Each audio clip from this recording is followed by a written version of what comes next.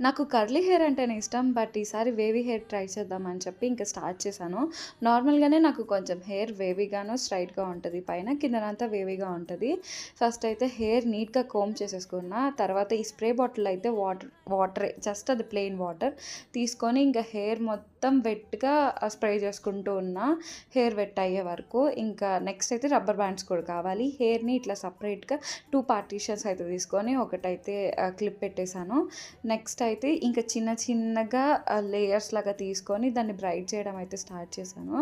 అలా చేయడానికి చాలా సేపే పట్టింది. మధ్య మధ్యలో వాటర్ కూడా నేను స్ప్రే చేసుకుంటూ ఉన్నాను. డ్రై అయిపోతుంది ఎందుకంటే చాలా సేపు పడుతుంది కదా చిన్నగా బ్రైట్ చేయాలంటే. ఇంకా హ్యాండ్స్ పెయిన్ అయితే లిటరల్లీ చాలా వచ్చేసింది. ఇంకా వర్కౌట్ చేయాల్సిన పని లేకుండా పోయింది. ఇంకా లాస్ట్‌లో కొంచెం హెయిర్ ఉంచి దాన్ని రోల్ చేస్తూ ఈ ముందు వేసిన బ్రైడ్‌ని దానికి కలుపుతూ ఇట్లా రోల్ చేసుకుంటూ ఉన్నాను.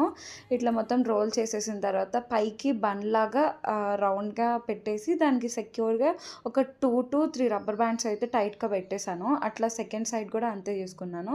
ఇంకా ఓవర్ నైట్ అయితే ఉంచేసా. నెక్స్ట్ రిజల్ట్ ఎట్లా వచ్చిందో నేను నెక్స్ట్ పార్ట్‌లో పెడతాను. మీరైతే నచ్చితే సబ్స్క్రైబ్ చేసుకోండి. ఇక్కడ రబ్బర్ బ్యాండ్స్ అయితే నేను 2-3 అయితే పెట్టాను. కొంచెం గట్టిగా